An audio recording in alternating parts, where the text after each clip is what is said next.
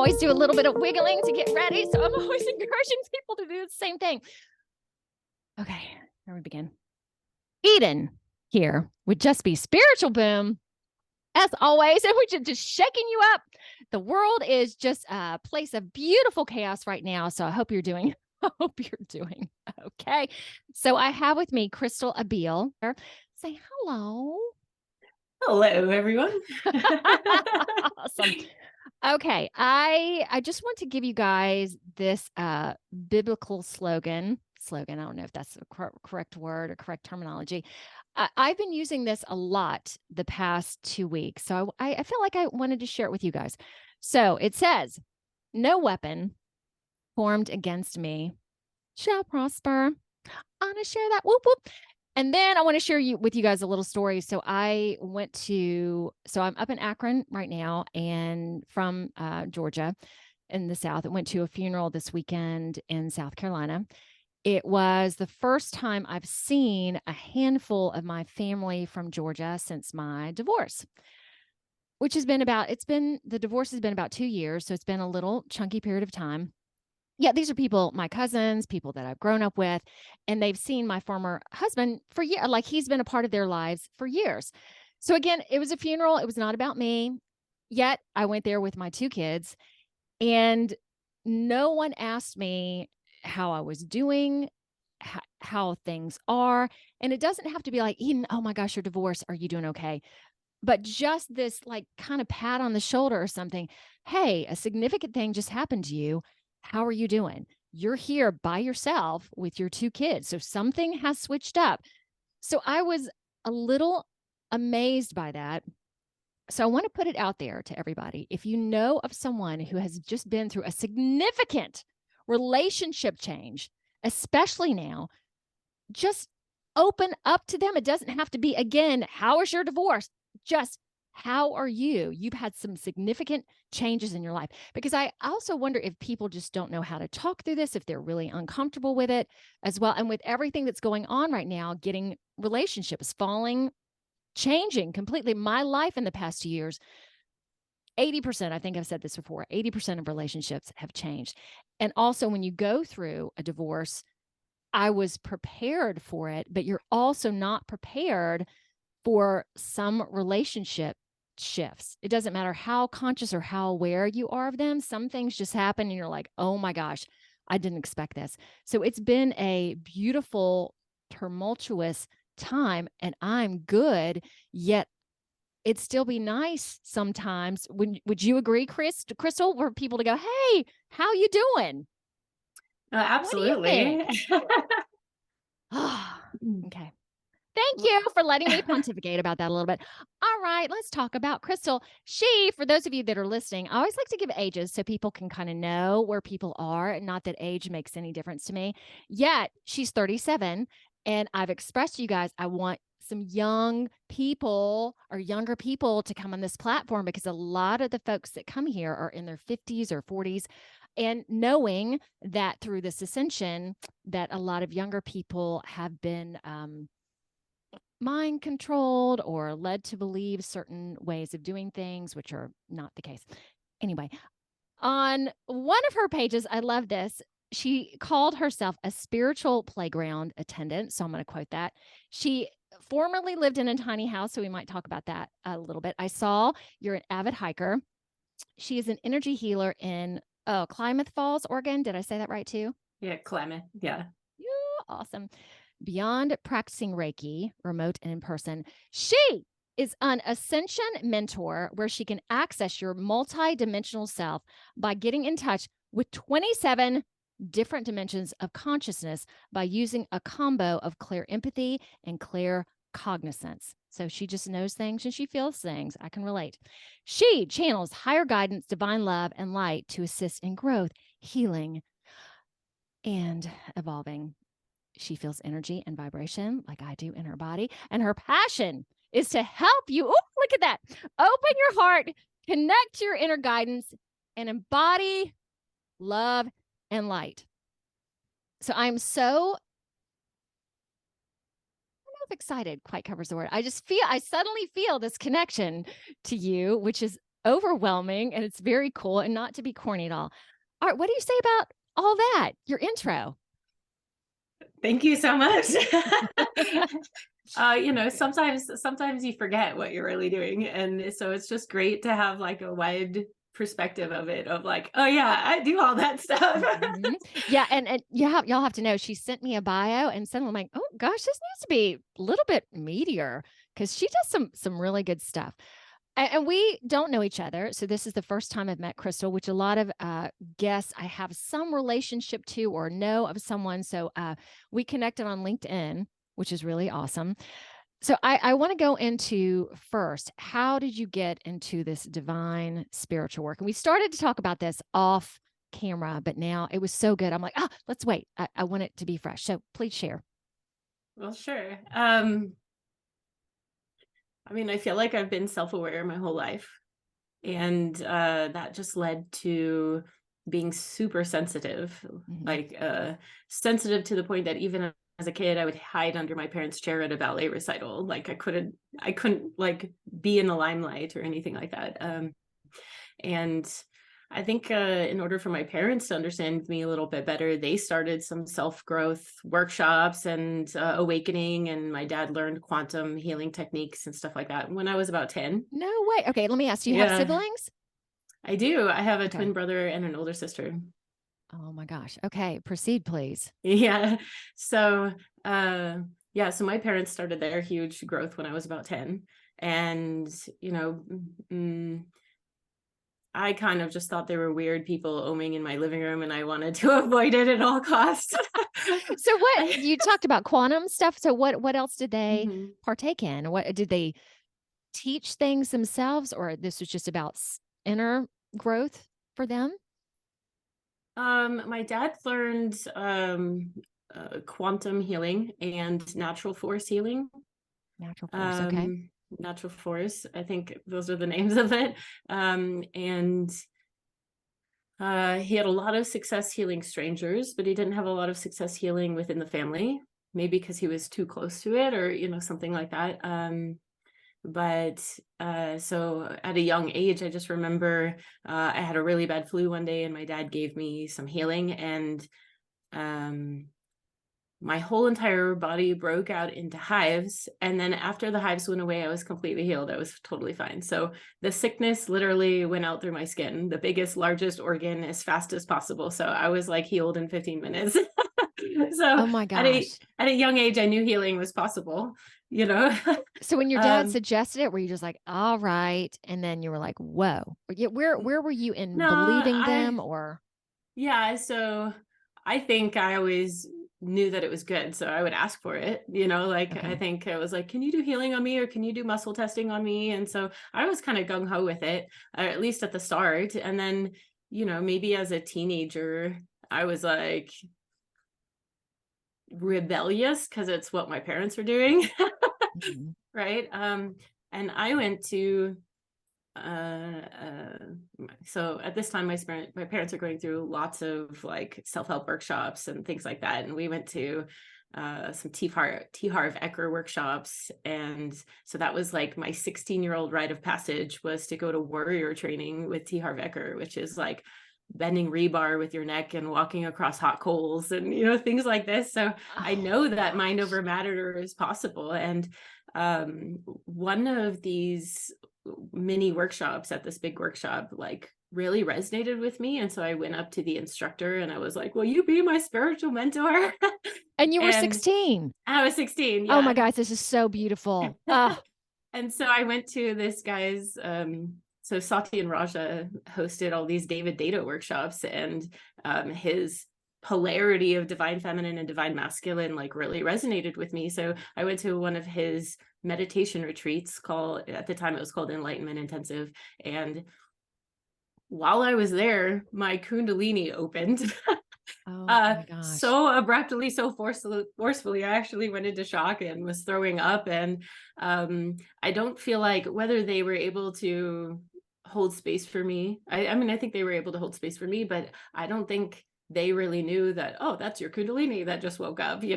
And so I felt really scared and frustrated that I just had this big traumatic thing where I'm going into shock and tetany and all this kind of stuff. And no one was telling me, oh, that's an enlightenment experience. That's Oh an my gosh. ascension symptom. Crystal, can I just stop? It's so Yeah. so cool that you're 37, yet you've been experiencing this for at least 20 years. Yeah. So you have been doing this for a long time, which is awesome. I had a Kundalini experience recently, and I didn't realize that's what it was either, even in doing all of this work, because I was sitting watching TV, and it was like from here up, and I had someone else describe it as a light electrocution. Did I say that right? Yeah. And what was your experience, full body, or how did it happen for you? It actually happened in 3 waves. So 3 knots, which Okay. I think is kind of typical if you research Kundalini. Like you have your first knot that blocks the energy from getting into your body. And the second knot is usually the one that makes you throw up, right? And then meanwhile, like I'm a teenager starting to be sexually active after that experience. And in a sexual experience after that, that's when my heart knot blew up and I had this like new experience that way. So it did happen in a couple stages. So Okay. Can you describe the physical sensations that you felt in each notch? Did you call it notch or not? not yeah. Not. KNOT, not. Okay, Yeah. not. I think they in Hindu or whatever they call it gaunties or something like that. Okay. But these knots are just like, I think they're divine blocks on purpose. I think when you're ready for these knots to release, they release. It is possible to go in and manually release these if your intuition guides you to go in and release these knots. So I could, let's say, help someone else have a Kundalini awakening by helping them release these knots and open up this more of this divine earth energy flowing through your body. So So let's describe that for a minute. So Kundalini yeah. energy is the divine earth energy. I mean, for me, it's just about more awakening, essentially. Yeah. So if you imagine like a garden hose of awareness going through your body from the earth, like this is a fire hose of awareness. So people don't like, there's stigma to it that it's like crazy and loud and yeah, if you have a leak and you turn on a fire hose, that leak is going to get louder, you know? So, but what it feels like, Yes. it feels like divine feminine. It feels safe. It feels nurturing. It feels flowy. It feels like, but it also feels like passion, or it feels like excitement, or it feels like a mom protecting her baby, you know, like it can be fierce, it can be heavy. So I kind of see Kundalini energy as kind of like tribal dancing, you know, or like warrior goddess energy. But that's not any different than our divine feminine energy. It's just more of it, you know. So there's also kind of a stigma that Kundalini is just like, if you go to a Kundalini yoga, or not Kundalini yoga, but a Kundalini dance or a Kundalini activation, it gets kind of yippy and out loud and crazy, and people are, you know, but it doesn't have to be that way. You can relax open to this energy and allow it to flow through you. It doesn't have to like force you to dance in crazy loud ways, you know. So When you had your throwing up, like, describe that. Yeah, it was suddenly like, I'm just sitting there meditating, like, who am I? You know? And Right. suddenly this like, okay, you know, when you fall asleep on your arm and then it reawakens and it has the tingles, but the tingles are so bad that you can't move your hand, or you can't move anything. Like it hurts Yes. so bad to move. Well, I had that suddenly in my entire body. And it was so much energy so quickly that it actually like contracted all of my muscles. And I went into what's called tetany, where all of my muscles contract and everything just vibrates, and it's like I'm stuck. And meanwhile, like my mind is very active at this point. So when my body's stuck, I'm freaking out that something bad is happening to me. Yes. And just the intense burst of energy in my body, this stuckness, and my mind going, oh my God, I'm dying, like sent me into full blown shock. And so that shock I got really cold. All my energy went to my core. I'm throwing up. All I wanted to do was curl up into a ball and go to sleep for a week. So, and I'm at a meditation retreat, so they're like, no sleeping, and so they let me go out for a walk in the garden and to help me reground and reconnect. And again, they didn't realize what was happening to you. No, I don't. No one told me this is a Kundalini awakening, Oh They just my said, gosh. they just thought I had some sort of energy release from meditation, maybe. But even then they could give me a hug and said, you're having an energy release. But I mean, I was 16 at the time. I'm sure I'm filtering some of the experience, I'm sure when I'm in shock, I don't know what they're saying. I don't know. Maybe they said you're having a Kundalini awakening, but I couldn't hear it at the time. Maybe. But I just felt like, at the time I was 16 at this meditation retreat, and let's say I learned about my relationship to food too. I learned that I was addicted to food. I learned that I got my emotional nourishment from food. And instead of them helping me work through it, and I'm sitting there crying during dinner because I'm not feeling nourished from my food. They're giving me like prune paste and groats, and I'm just like, I don't feel nourished by this. I don't even know what groats are. What is that? I pretty much know where things are. It was like a slimy porridge with prune paste on top, and I was just like, and it was like, it's just like, like all of these pieces all coming together, like, to be the experience that I needed. It's not like that they normally have bad food at their retreats. It was just a new chef that has never cooked vegan before or something like that. And so he just put some vegan menu together, and it was like groats with prune paste. But I'm so crying at these meals, right? And instead of me going, oh, I have issues with my food, let's heal it, let's work through it, I took the opposite approach, and I embraced it. And I took it as like a fact, like, oh, I get nourishment from food, therefore I need to need to eat food, so it's kind of at that young age, I couldn't really see that, oh, this is a relationship that I can heal or fix or release.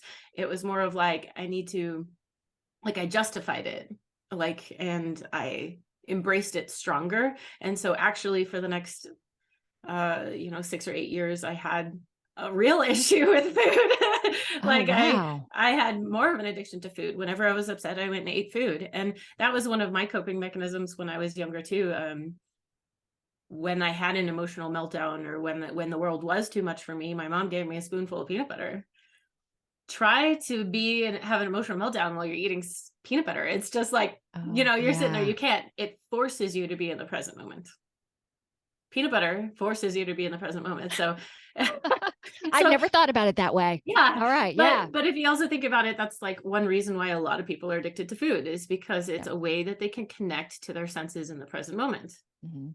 So if you recognize that could be a coping mechanism and not just a mindful meditation that you're doing, like, then you're going to eat more food, than you actually need, or you're going to always have this safety jar of peanut butter in your car, so that when you have an emotional meltdown, you can go into your car and eat a spoonful of peanut butter. Okay. So were you at this retreat with your parents and your siblings, or it was just you? I'm just sorry. Me. I'm still mesmerized by all this at 16 years old. Trying to think if my mom dropped me off. My mom dropped me off. Yeah. Okay. I started all this in my late 20s, but imagine if I'd started this even 10 years earlier than that. Yeah. And again, my parents were not involved in any of this too. So it was just me. So at least you had nice that you had that support and that bringing you into all of this. Okay, go ahead. What else? Well then after this experience, right, I kind of just go, F this, I'm out. Like, this was like, it was a traumatic experience. And I sat there at the meditation retreat crying half of the time. So I'm like, I'm out, I'm done. Like, and so I went off to college. I was a normal human being at college. Oh my God. So was this in Washington? The retreat was up in BC. I lived in Washington at the time. The retreat was in BC. But I actually went off to college in LA. Okay. And I want to ask you about that too. I saw film and video and culinary arts on your Facebook page. Is that, what did you major in? Yeah. So I have a BA in filmmaking. And so that's when I went off to college. I went to college in LA.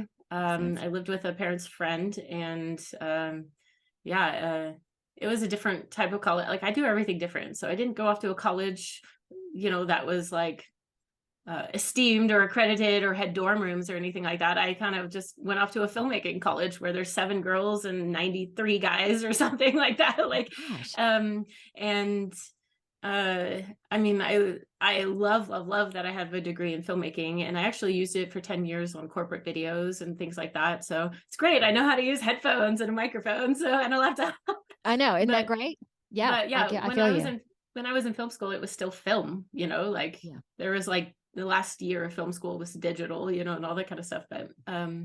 But so I learned, you know, scheduling and budgeting and hiring and firing and catering, and you know, like I learned all of these super amazing life skills. But I don't plan on going out and making some movies. The industry, I couldn't afford to actually work in the industry after paying for film school.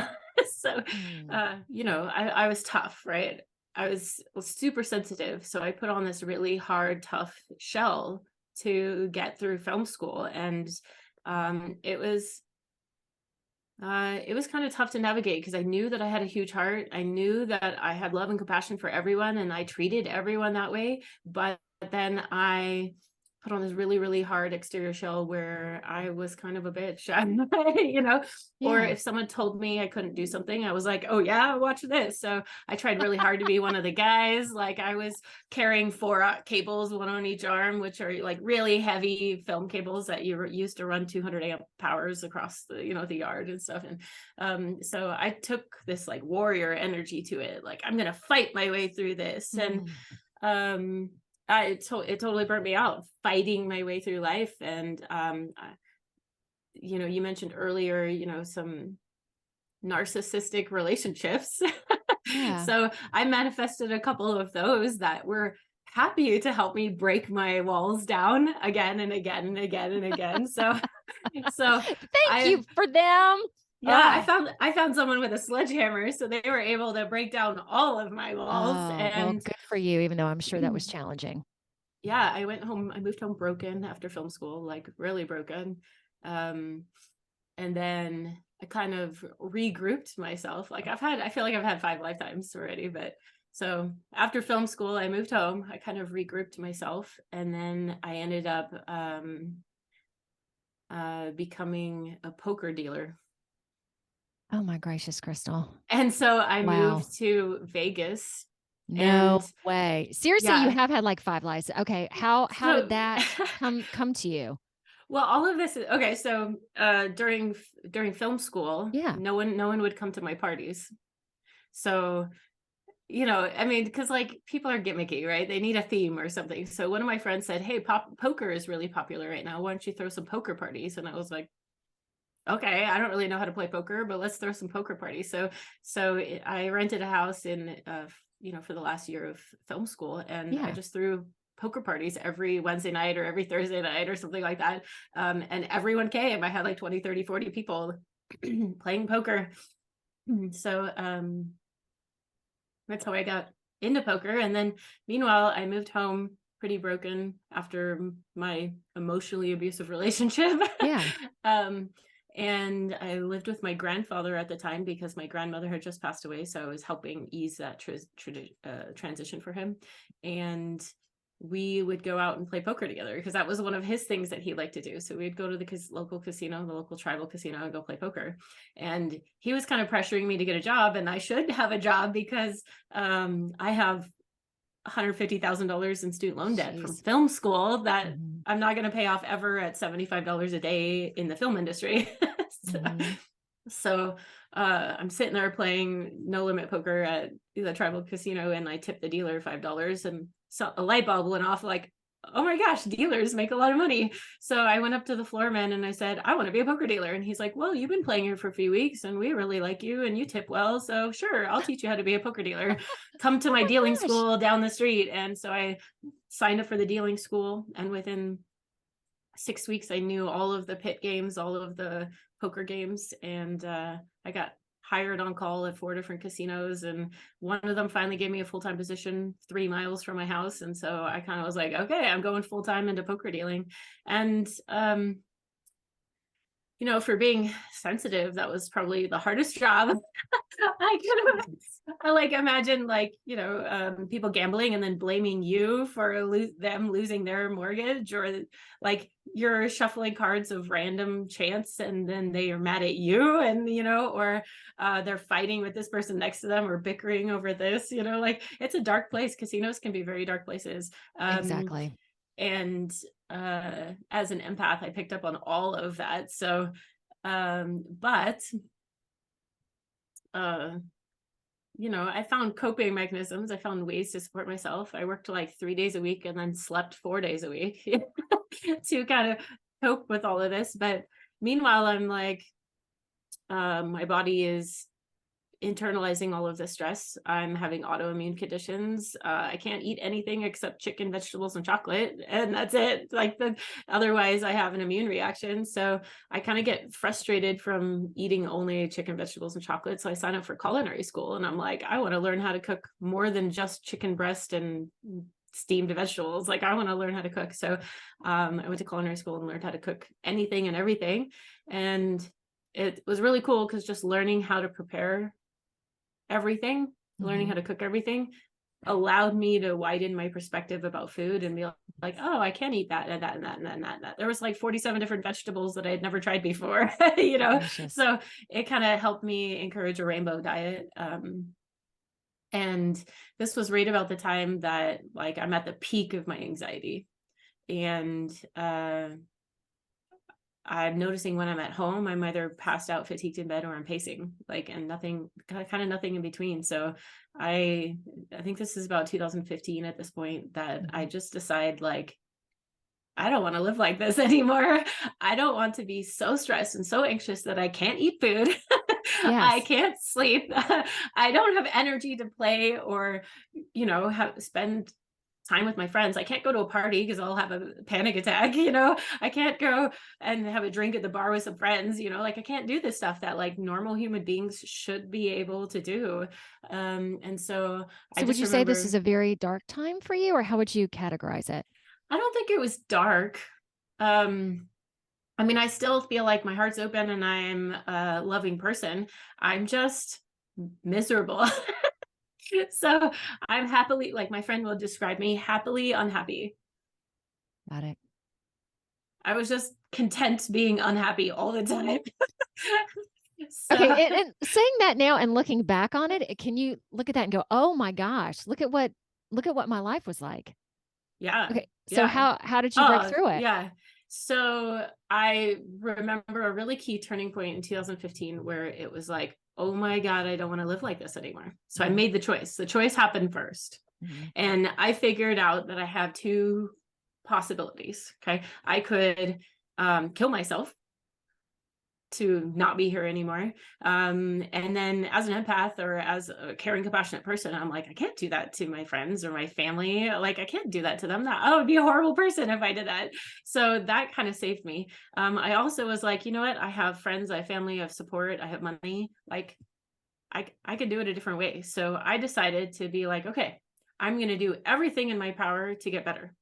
Okay, but it was a And legitimate choice for you in terms of I could not be here anymore. All right, there's that or this, like one yeah, or the other. What are you going one to or do? the other. I'm either going to put 100% of Got it. my energy into killing myself or 100% of my energy into healing myself. And I'm done with this like middle place where I'm just miserable. Yes. So for the next 3 years, like literally 3 years, I went to every healing modality possible. I went to Reiki practitioners and acupuncture with Moxa and cranial sacral and network spinal analysis and everything. I had 2 different primary care physicians, a naturopath.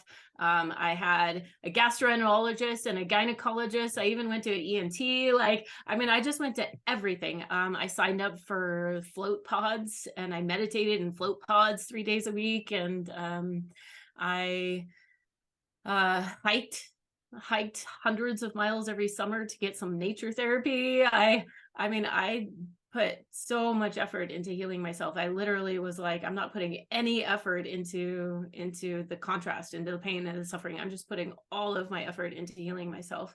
And at the end of 2018, one of the ladies that I had a energy healing session from, I found out that she was doing a empath class. Oh, And great. I signed up for this empath class. And meanwhile, I don't really know what an empath is, but I know I need to be there. And I'm at this empath class, and these light bulbs go off that, oh my gosh, I am empathic.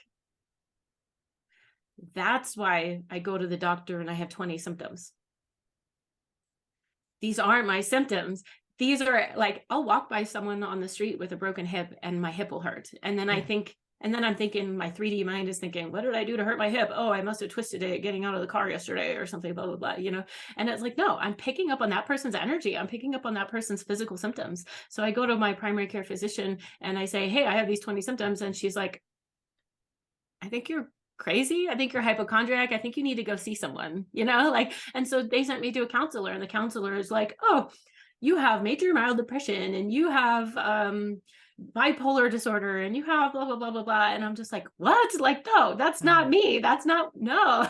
Can't you see? Like, and then I realized that those are just descriptions of the energy. They're not actually they're not real. Those diagnoses are not real. They're describing symptoms. And then once I got to that point where like, oh, depression's not real. Depression is this description of symptoms. I'm like, oh, okay. Well, I can change my symptoms. Right. So anyway, this empath workshop, and she interviewed, so this lady is Marie Manucheri. She's a local energy intuitive up in Seattle, and she has like a radio show too. So I listened to all of her radio show efforts and her podcast. She has probably a few hundred episodes by now. It's so many. But she interviewed Judith Orloff, and Yes, I know Judith. Talked about the empath survival guide. And reading this book was like,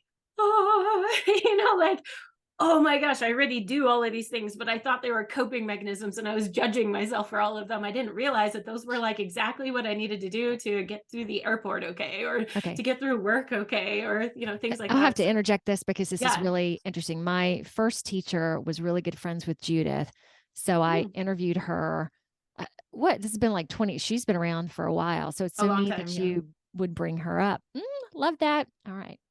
Yeah. I mean, that's amazing that we have such amazing teachers that we have access to in books and podcasts and internet. Like, it's like, oh my gosh. Right. So I meet a friend of a friend at this empath workshop, and we kind of hit it off as friends. And so she invited me over for dinner and we hang out, and she's, she asked me at one point, why don't you learn Reiki? Like, instead of thinking that Marie Manucheri and you have to pay $380 to go see her for 2 hours or something like that, but you don't have to pay someone else to do it for you. You can learn it yourself. And I'm like, what? You're allowed to learn Reiki? I thought Reiki was something that like, oh, God gave you or something like that. Like, you can train your psychic abilities. You can train your awareness. You can do this. Like, I had no idea. Right. I thought psychics were psychics, like, not that you could train your abilities. So literally 2 weeks after this empath workshop, there was a Reiki training where you learned 1, 2, and 3 all in one weekend. And this beautiful, like with 30 people, 35 people or something. I've seen like 1 and 2 together, but never 1 through 3 at the same time. Yeah. And Marie did it a little differently. She's like, I already trained you all in the astral plane. I already gave you everything that you need to know. So go practice. And we're like, practice what? What are we doing? So she gave us just enough to give us confidence in ourselves to put our hands on someone. Just enough to trust our intuition. And so she actually, my logical mind hated that, right? My logical mind was like, no, I need to know dates, times, facts, and places. Exactly. I need to know step 1 and step 2, step 3. And she's like, okay, well, there's steps 1 through 12 in the Reiki manual that I'm giving you right now. There's steps 1 through 12 in there if you want to follow those. But I also want you to show up to the present moment and let your intuition guide you. So she gave me permission to show up. She gave me permission to be trained by Reiki. And meanwhile, after 3 days, she gives me this like Reiki master certificate. And I'm like, I'm a fraud. I did not earn this Reiki master certificate. And, but instead of focusing on the fraud, I'm like, no, I'm going to earn this. I'm That going to warrior earn in this. you. I'm going to go. I'm going to put I'm these going to do wires it. on my shoulders and just go. Good for you. Yeah. So I went up to all of my friends, all of my family, even any of my friends on Facebook. I don't even know you. And are you willing to receive free Reiki? And you'd be surprised at how many people say no. Like, I am not surprised. I offer probably 1,000 free sessions a year, and maybe 10 people say yes. Like, it's almost it's frustrating. Well, to add into that, because I've been doing this work for over 20 years too, I've had clients come and go, because when you get to the meat of, you had that choice too. What's my choice going to be? Am I going to really feel good or not? Oh, hello. Kitty. Who's that? This is Clover. Okay. So for those who can't see, just black and white Clover. Oh, so delicious.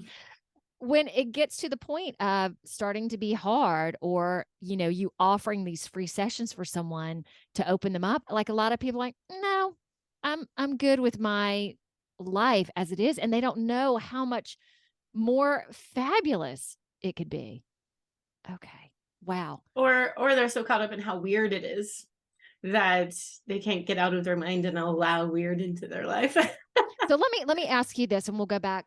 In terms of the Great Awakening, how did, or when did you start to notice that we're going through this huge evolution right now, which basically means that everything is going to change, from our financial institutions, educational institutions. That this is the biggest thing that humanity has ever, it's not come up against and not facing, but it is kind of facing. When did you start to see that?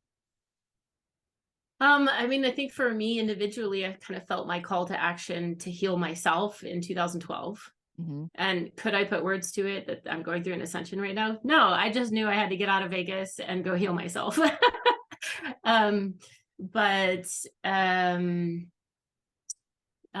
2018, when I learned Reiki, was when I realized, oh my gosh, I'm a healer. Like, oh my gosh, I'm here to heal myself and to heal the planet. And then over the next I moved to Klamath Falls. I opened my business, my energy healing business. And I think where's that?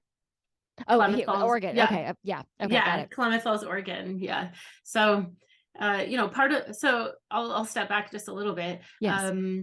Part of my healing myself is, in 2017, a psychic told me that she saw me designing a tiny house. And I was like, oh, this is an amazing idea, because there was a big transition where I was living in my parents' house, and my sister and her son and I were taking over my parents' mortgage. And then they decided to move off to Colorado. So my parents moved back in, which was just really tough on me living with my parents at the time. And then my brother had a baby, so he wanted to come in and take over my parents' house. And so I felt like I was getting kicked out of where I was living. And I don't know if you know about Seattle, but it's like $2,200 a month to rent a studio in Seattle. Yeah. Yeah. Right. And I can't live with other people because I'm so sensitive going through my own healing right now that I'm at, you needed your space. I need my space. Right. So the solution that I found to my space was building my own little clean house. So I built a tiny house that was like low EMF. I could turn off all of the Wi-Fi and the routers and everything. There was no electricity in the wall by my bed. And, I went the whole shebang. I put low VOC or no VOC, every surface in this entire house. It was my total dream house. And it was my little clean room, my little healing box. It was my little sanctuary. And it's a tiny house on wheels, so I could park it anywhere. Yeah. And I'll probably, on the video portion, I would love to include a picture of it, because it was so cute. Green with a purple window, and I think you had some purple inside. Lovely. Yep. I couldn't get the the trim to match my walnut countertops. So I painted the trim purple. Okay, well, there you go.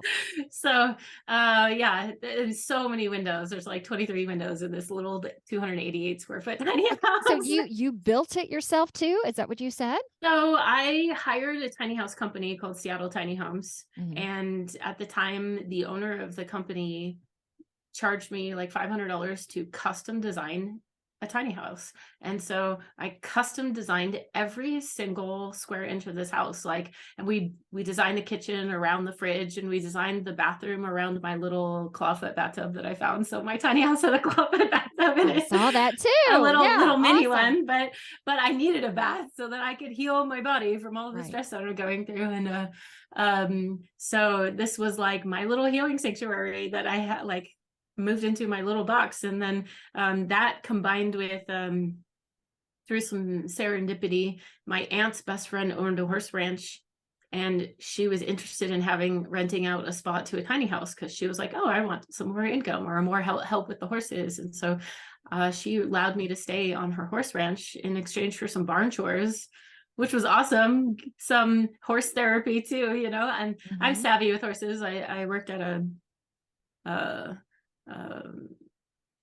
therapeutic riding center with 26 horses or something like that for 5 years. So so she was happy to have a horse savvy person live on the ranch. And so it was just kind of super serendipity, synchronicity of the universe. So not only did I have a tiny house, but the day that I received the tiny house is the day that my brother's moving into my parents' house. Oh, is my the day gosh. that the pad is ready to move in to this horse ranch. So everything just kind of synchronicity. And so meanwhile, my tiny house is on wheels. So after I had Reiki and I had a huge awakening, I even feel like I should go into that. Like, yeah, please do. Within 4 days of me learning Reiki, I truly understood, or even began to understand, I should say, me. It was like the light that turned on in the room that I could see the room. And I realized that everything in the room wasn't mine. It was all empathy, and it was all psychic information, and it was all me holding on to stuff that's not mine. And so I learned how to ground. I learned how to release it all. I learned how to connect to God and fill myself up with more light. And I was not a religious person. Like, I went to church 3 times, I think, in my entire life, but now I have a definition for the word God. And this is like crown chakra energy, this divine oneness, this connection to all things, this I'm not separate from God. I am a fragment of God. And that gave me trust in myself and trust in the universe, and trust in your surroundings. I mean, it sounds like was that your total healing moment? Would you call it that? Or like everything came together? Everything came together. And the Monday after I learned Reiki, I had a chiropractor appointment from someone who had a spiritual awakening in the 80s. So he kind of connected some of the dots for me in my nervous system, in my physical body. And so this like triple whammy where like, oh, I understand empathy, I have light to do something about it, and I have support. I have a psychic chiropractor to support me in my chemical structure as I go through these changes. It was total triple whammy, and huge awakening. Like, you know, that moment of like, I'm amazing and I have to save everyone else, you know, like when you wake up to the 5th dimension, you're like, I'm amazing, and now I have to make everyone else wake up to the 5th dimension too. It's like there's so much like missionary zeal at that point. Like, but oh my gosh, I just was skipping around like, I'm amazing. I love the word missionary zeal. That reminds me of your spiritual playground attendant. Wonderful. So, I mean, I feel like I've healed that. Like, I now love and accept and trust that the world is exactly as it's supposed to be, and that everyone in it is exactly where they need to be. So I've able to release some of that healer, like I need to heal the world energy. Yeah.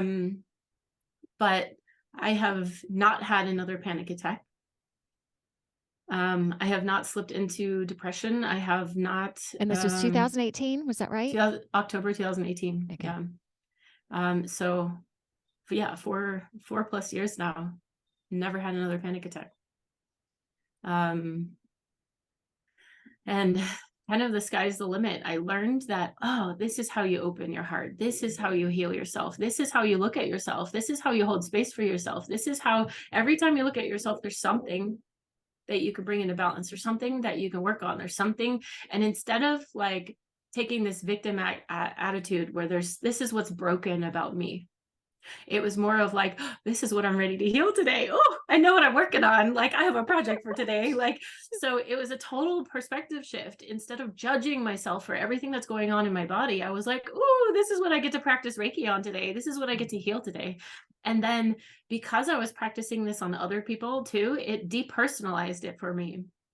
So let's say I helped someone else with depression, right? And I could feel the journey from depression to happiness was just speeding up the third chakra. Like, it's a little bit more than that, but to simplify it, right? It's like, oh, a slow chakra is depression, a fast chakra is anxiety, so a balanced chakra is joy and happiness, you know?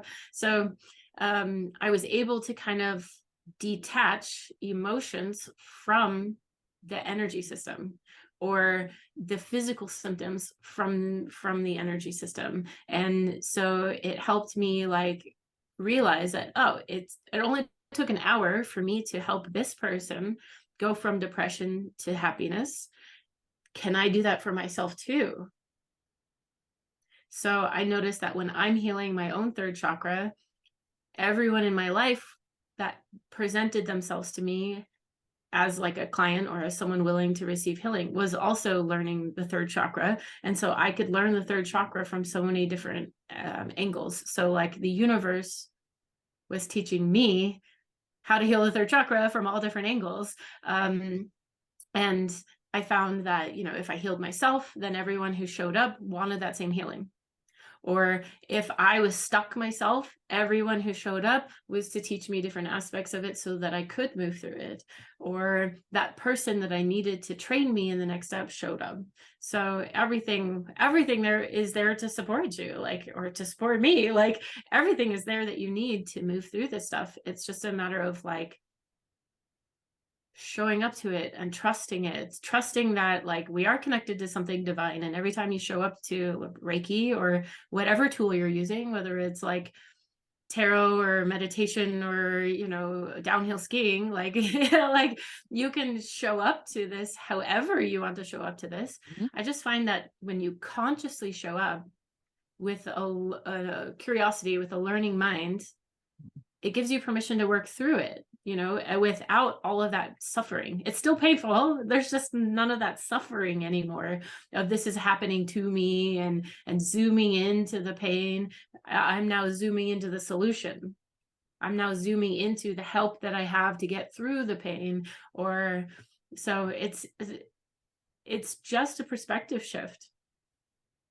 And that's a great way of saying it. Zooming into, not zooming into the problem, but zooming into the, I'm going to solve this problem. And this problem really is a gift to me. So looking at it like that, I also work with people, you know, that come in and go, oh, my arm is so, or I have, you know, health challenges. And these are just, oh, so yucky, where we go into it. No, they're showing you that these are things that you need to work on. And it doesn't matter how tragic or how hard they are. This is a gift. So if you can switch that mindset just a little bit, that will be so helpful for you. So pain is just a messenger. Pain is just say, hey, bring your awareness here. There's something that you need to learn right here. Okay. And so I think the same thing with humanity too. Like war. War is the same thing as like a leaky pipe in our energy system, you know, like it's just something that can be healed, can be fixed.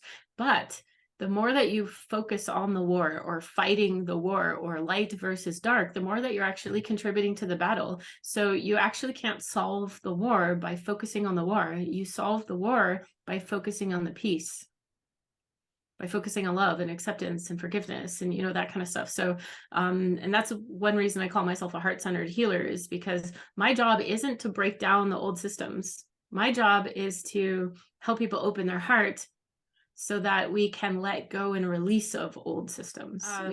I do believe, that there's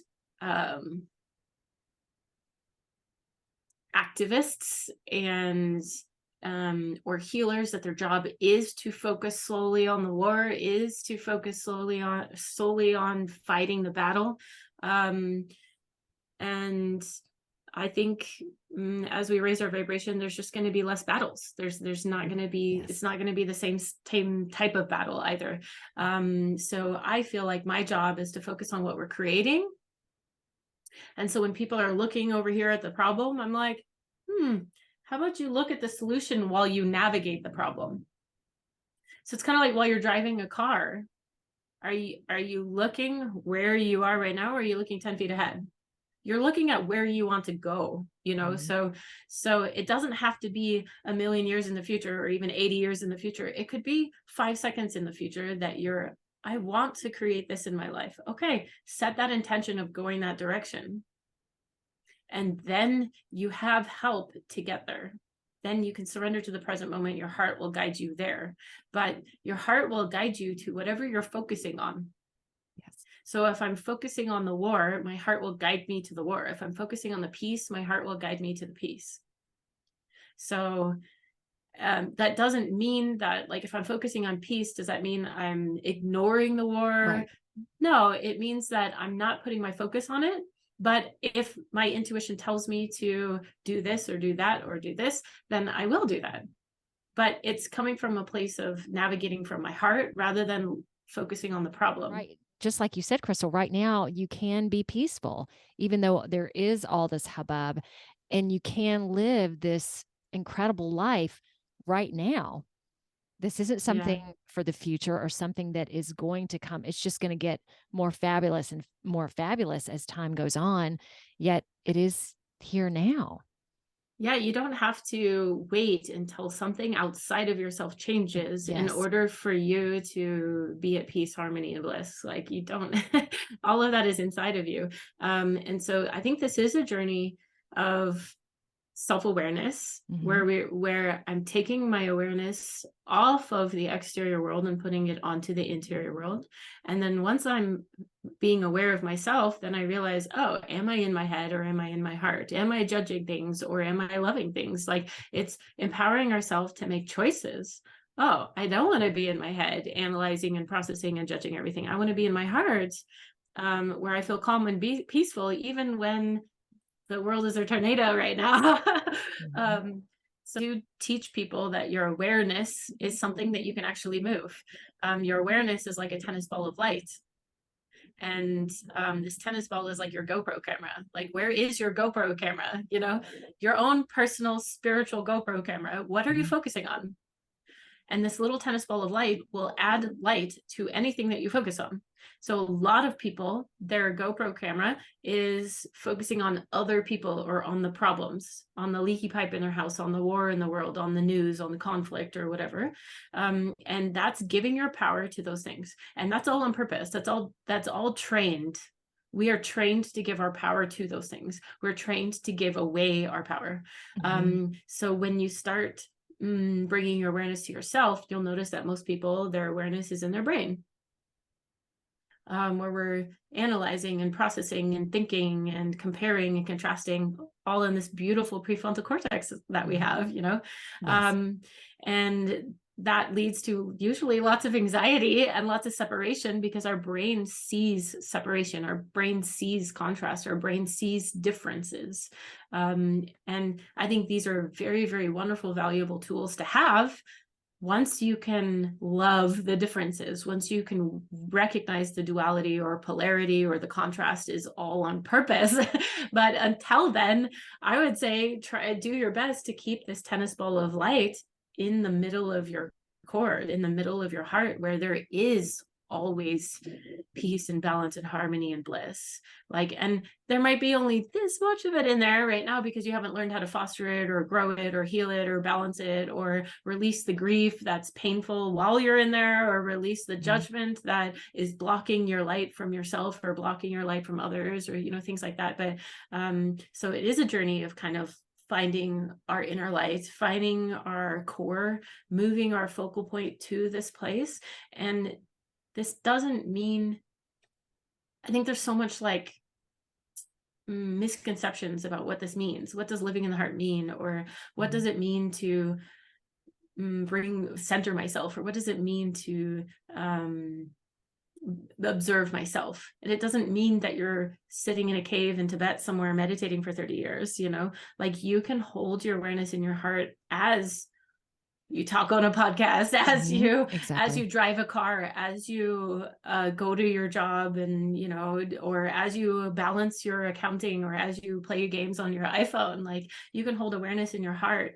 You can love those things. I can love that I'm playing an iPhone right now. I could love that I'm watching a sci-fi movie right now. So it's not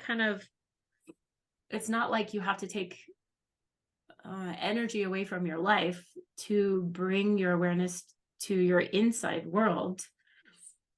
I've been asked many times, Eden, what's your practice? Do you get up in the morning? Do you meditate from 8 to 9? And just what you were saying, no, my life is my practice. I'm in a meditative state essentially all day. And that does take work initially to bring that level of consciousness into every activity, whether you're just washing the dishes or vacuuming the house, and through these very mundane things. How can you be in the moment with everything? And it gets easier and easier. Yet as you go through the process, parts of it are very difficult, and parts of it like I'm so bored right now. Well, you're not really, if you really connect with everything that is. And it's not just you sitting in a chair per se. You're sitting in a chair and suddenly feel connected to everything. It's so wonderful. And like you said too, it's just suddenly with you specifically that the panic attacks and not having them anymore, because you trust and you know that you're connected to so much. There's nothing to panic about anymore. You're good. You're good, Crystal. Well, like you're, go ahead. No, you. I was just gonna give an example of kind of like trust, you know, or a feeling, or so let's say that, you know, I have a panic attack about driving a car. You know, I'm worried about driving a car. And so part of self-healing is recognizing that some of the things that I'm worried about driving a car are made up.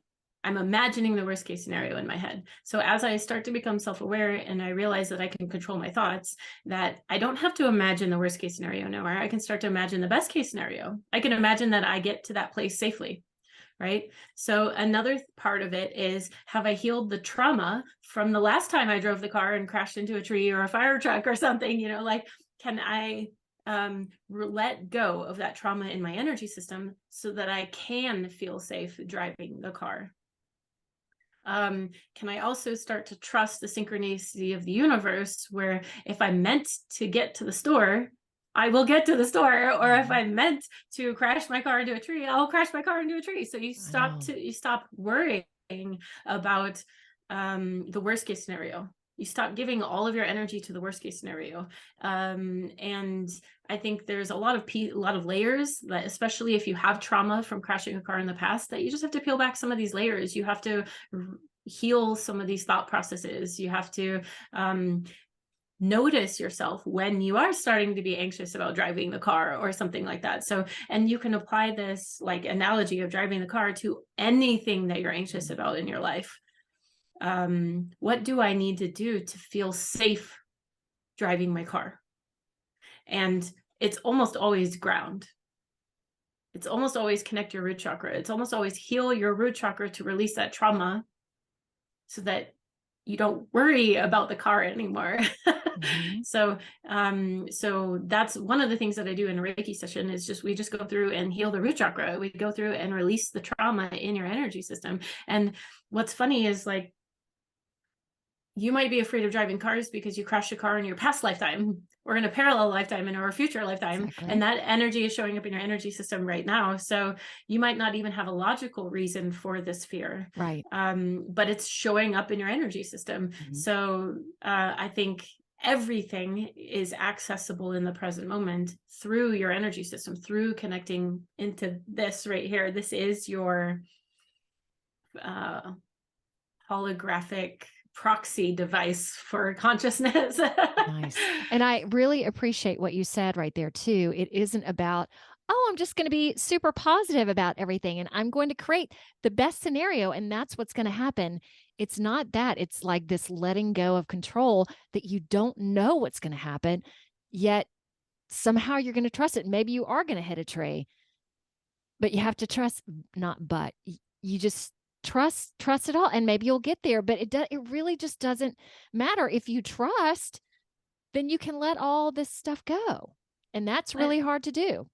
And I find that it's easier and easier and easier every day when I trust my inner guidance, when I trust my heart, when I trust my intuition, and that's not something that you just like wake up one day and you trust your intuition, like it's something that you actually have to work on.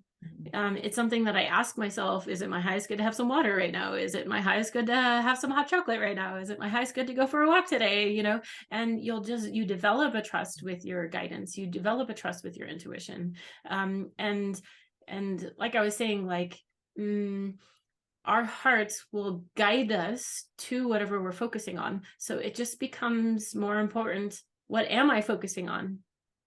Am I focusing on crashing into the tree, or am I focusing on manifesting a steak dinner tonight? And like, I need to go to the grocery store to get that steak dinner, so yes. It's not even about the driving. It's about like, what am I creating in my life? And then you'll notice that your intuition guides you to drive the car to the grocery store to create what you want to create in life, so it's kind of like, it's learning how to surrender to the present moment. It's learning how to communicate with your higher self or with your inner guidance, or it's learning how to navigate using your compass. And unfortunately, there's no quick fix for that. It's just something that you have to train yourself to. You have to practice it. You have to trust it. I mean, and today I might trust it this much, and tomorrow I might trust it that much. So it's just developing trust. It's like a muscle. Intuition is like a muscle, or listening to your heart is like a muscle. And so nice, with the vibration increasing, it's going to become a lot easier for people to do this stuff too. I know. So knowing that we have both had 20 years of practicing, that probably they are going to wake up one morning and go, oh, well, here's that trust. Like it's going to be so immediate for some people. And part of me is like, oh my gosh, and I've done all this work and I've done all that. But the more compadres we have through this, the better. Yeah. Okay. And I want to go ahead and ask you this, Crystal. We've talked about this in the beginning when you and I were just talking personally. If somehow you can show everybody what you do through me, working with me. So what my intuition is showing me is that I can give you a little demo of some of the basics, the things that I work on, but I can also connect to any of your audience that is willing to receive as well. Yes. So, perfect. So it's not just one person, right? I can send this intention to anyone listening to this show right now too. Nice. And we'll say this will be our Just Be practice. Just Be practice. So what I do is I connect to my divine love and light, which I see is coming in from the earth, from the universe, coming in from God, coming in from oneness. And I'm bringing that into my heart so it overflows into my hands. And then I get to direct that to you. So if you're listening to this and want to receive, just set the intention of receiving. You can have your eyes open or you can have your eyes closed, whatever will help you connect to your body more fully. I love to have my eyes open because I can connect to the present. I can connect to the present moment more fully. My mind is less likely to wander. So I love to have like a soft forward gaze where I'm looking at something in the present moment, but I'm not analyzing or judging it. I'm feeling my body. Okay. And for everybody that Crystal talked about too, asking thousands to receive free Reiki energy and they didn't, y'all all come aboard. All right, let's do it. You are worthy of receiving. You are worthy, darn it. I can get really sassy at times. You are worth it. All right. You are worthy. May you allow me the privilege of sharing my love and light with you. Beautiful. Because it brings me so much joy to offer this. So please be worthy of receiving.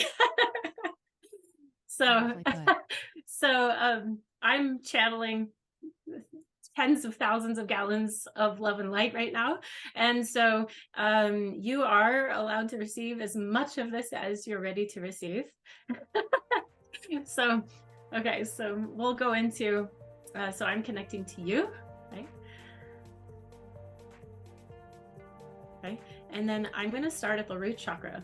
And what we're going to do is we're just going to make sure that the root chakra kind of looks like a cone, and it's a healthy cone, and it's receiving lots of love and light from the earth, from the universe, from this physical manifestation from the present moment. Trauma kind of makes it look like a Dr. Seuss cone or something like that, or puts dents or dings or breaks in the root chakra. So we can just use our imagination. We can use Reiki to smooth out the root chakra and to release any of the trauma that you're ready to release today. And I spend about 27 orbits. I go through this root chakra 27 times. And this is just to release trauma in the dimensions that I see or I understand. It's like 27 radio stations. I check in with every radio station. So if you give me about a minute to go through the root chakra 27 times.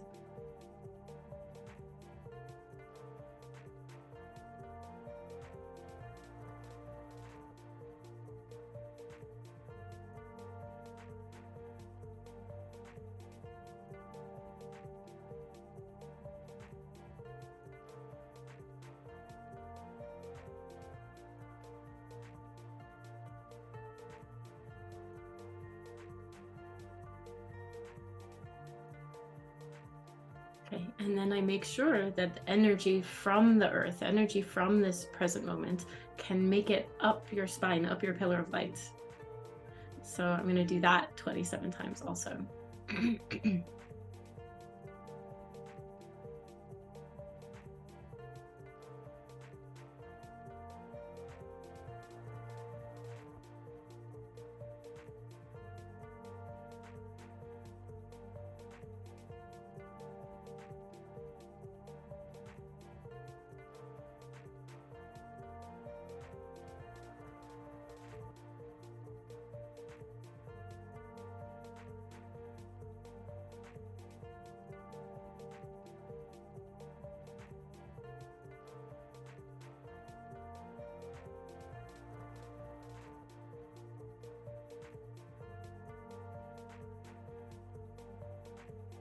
Okay, and this energy, as it's flowing into your body and as you're receiving it, you might notice that you get a little hotter, you get a little heavier, but you feel safer, you feel more nurtured, like mom is giving you a hug.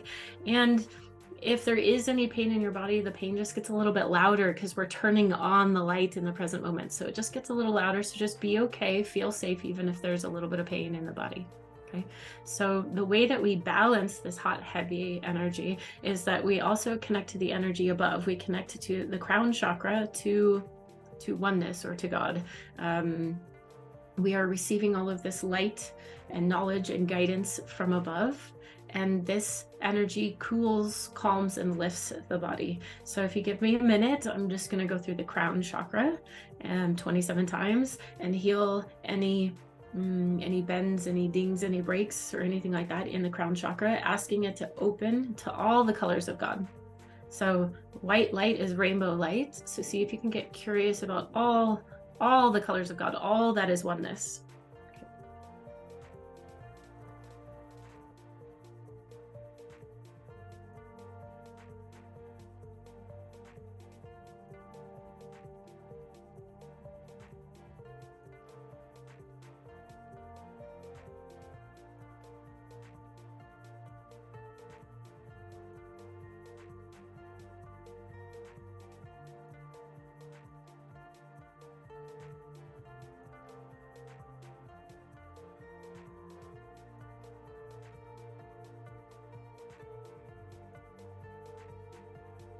Okay, so the next thing that we're going to do is we're going to make sure that this light that's coming into our crown chakra from above can get down through our entire pillar of light. Okay.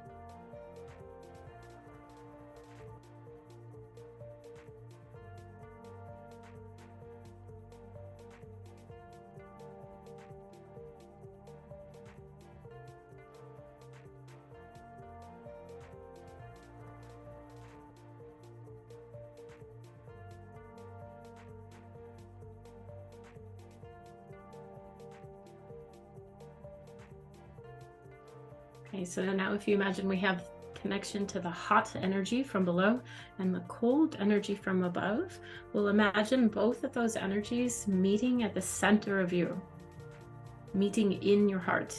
And this isn't your physical heart, this is your heart chakra, meeting at the very center of your energy system, that place exactly in the middle, okay?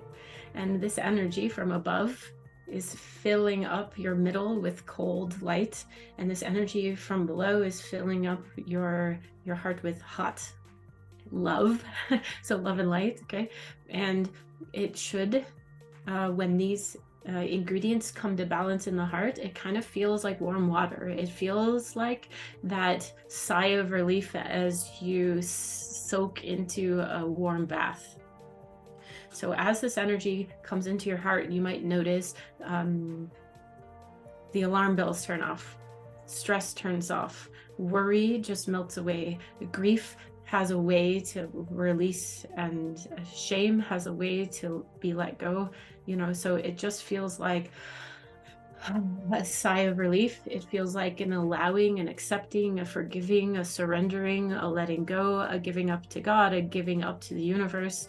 And so give me about a minute to go through and bring all of this energy from above and below into your heart, and to refill your heart, refill your own.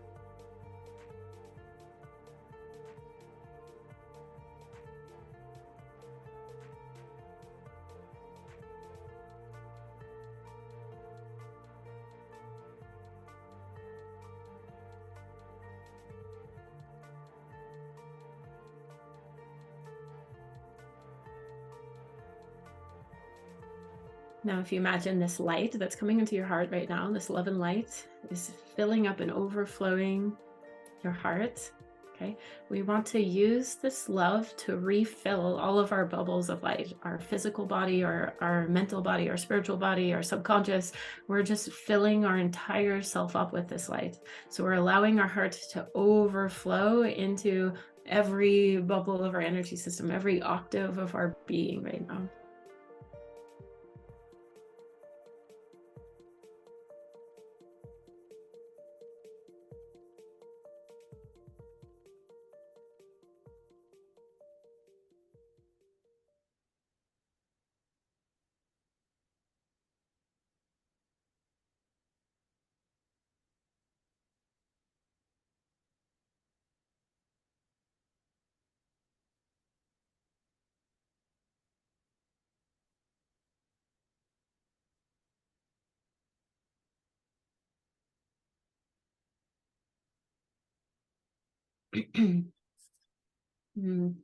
Beautiful. So I'm just going to end with a little bit of gratitude.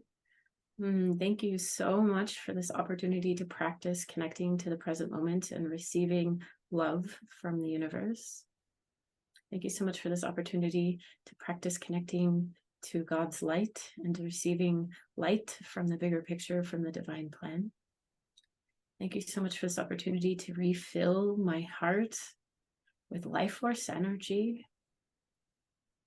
Thank you so much for this opportunity to relax my heart open and to receive more of this love myself. And thank you so much to Eden to asking me to do this guided meditation. And thank you so much to me for channeling this love and light for you. When you're ready, come back, open your eyes, wiggle your toes, whatever you need to do. And you might notice that every time you do this, you can do this at home. Just imagining that I'm receiving love from below, imagining I'm receiving love from above, and refilling this bathtub that I call a heart. You can listen to this over and over as many times as you want. So I'm very appreciative of that because, you know, I lead the Just Be practices, your episode 51. And suddenly with this, I'm like, okay, I need to start switching some stuff up because this podcast is about helping in the ascension. And not only am I delivering my gifts, if you want to say, but everybody who comes on the show has great gifts as well. So it's all about unity and coming together and the abundance that we get in unity. So I am so grateful that you even offered that, because when I approached you initially, I'm like, hey, this isn't about me getting free work or whatever. I just feel called to ask you this. And it wasn't just for me, which was beautiful, but for everybody. So thank you so much for giving us your heart. And I'm going to read this little close up. Crystal. May I interject really quickly? Yes, please. I feel like there's a little piece that I need to connect. People might not know what receiving divine love has to do with ascension. Well, talk it. So, I mean, I believe that our heart is the center of our being, right? It determines our frequency. So if our heart doesn't have enough energy in the gas tank, it's going to have a lower frequency. If our heart is closed, it's going to have a lower frequency. So by connecting to this divine love from the universe and divine love from God, we are giving the energy to our heart that it needs to open, that it needs to raise its vibration for your energy system to expand itself. And as your heart opens bigger and bigger and bigger, your frequency goes up. As you have a greater capacity for love, your frequency goes up. As you do this, your consciousness actually expands. Your awareness actually expands. And so what that means is I might practice this and feel a big release or something like that. And all of a sudden now I understand oneness, or now I understand how connected I am to everything, or now I can forgive my neighbor, or now I can love, my mom, or whatever it is, like, oh my gosh, I can now release blame and judgments, or now I can stop judging myself, or now I can love the universe, or whatever it is. So it's all, this ascension is just a process of raising our frequency and embracing more love. So I think, like, as we practice receiving the energy that we need to open our heart, to raise our vibration, we are not only supporting our own ascension, but we're supporting the ascension of everyone on the planet. So just to connect those two pieces, like that is the ascension. And now you might notice that you run into some like, oh, I can't bring up my earth energy in the seventh dimension. Okay, so it's time to heal some trauma, or it's time to figure out what do you need to do to bring up earth energy in the seventh dimension, or, to get to the next level. And it doesn't seem very tangible to everyone, right? But I think just by sitting and meditating and seeing if you can get energy up 27 times, like, you'll notice where you stop. You'll notice where it doesn't let you get past that point. And that's just where you are right now. Okay. So bringing your energy up 27 times. Can you clarify that just a little bit? What does that mean? So we have such a super powerful awareness or powerful intention. So just by me saying I'm grounded in the first dimension, I'm grounded in the second dimension, got it, I'm grounded in the third dimension. And so I just say 27 times because I see 27 unique frequencies. So from my perspective, I have 27 bodies. Some of them are dense and heavy, like this physical body, but some of them are light and etherical, like my spirit or my soul, or oneness. Oneness is my body. I think people don't realize that. They think like oneness is something like I am connected to something. No, I am oneness. I am you, you are me, but just in a higher octave, in a higher frequency. So if I can tell my body that it's safe, I can tell my spirit that it's safe, I can tell my soul that it's safe, I can tell the oneness of the universe that it's safe, and I can do that. I can trust in the synchronicity of the universe. I can trust myself, I can trust my soul, I can trust my spirit, 27 times. So it's kind of like, imagine that the center core of you is like a dense marble, and then there's a slightly less dense bubble, slightly less dense bubble, slightly less dense bubble, slightly less dense bubble. And there's lots of them. It's not just 27 bubbles, because there's like different chakras and different colors and different frequencies in each bubble. But if you just want to look at 27 bubbles, that's fine too. Like 27 octaves of color, of light. So you can make sure that each part of that of you is grounded. And so it's just kind of a little extra mental exercise. It's like, not only am I grounding myself, my physical body, but can I ground my mind and my spirit and my soul and my, you know, and so on 27 times. It's so complicated, but it's not. It's simple and complicated at the same time. At the same time. Okay. That's our fractal universe. Yes. So just breathe into it. Hey, let's let everybody know. Crystal offers one-on-one sessions on Zoom or in person, and you can schedule with her online. So I'll have this in the notes as well. celestialbycrystal.com. She also has many resources, also talking about more of these 27 dimensions on her website. She has, her website talks about her passions, including blog articles, videos, workshops, and guided meditations. Thank you so much for connecting with me today. You are a powerful, I'm going to say woman instead of just person, a powerful, divine and masculine warrior, bringing them all together. And again, I just appreciate getting to know you, because part of this that's so great for me is I get to know and meet all these wonderful people. So thank you for blessing me and coming into my life. And know that at any point, if you want to connect to me or reach out or something's going on, you come to me. And I hope I can do the same thing for you, because I will. Absolutely. Absolutely. So to ask your permission, but also be like, Crystal, I'm probably going to say something anyway. All right. I think we're over and out. Anything else you want to say? No, just thank you so much for opening this space up to me. I feel really honored to be on your podcast. Thank you so much. Thank you so much. All right. Bye, everybody. Bye-bye. So cool of you to be here. I went from being off most social media to being on Facebook, Instagram, LinkedIn, Twitter, Truth Social, and you might be watching this on YouTube, Rumble, or BitChute. Or you might be listening to this on Apple Podcasts, Google Podcasts. I'm on over 19 directories at this point. So connect, comment, subscribe, like. Oh, and my intention is to have a new episode out Wednesday of each week. Oh, Lordy, more to come.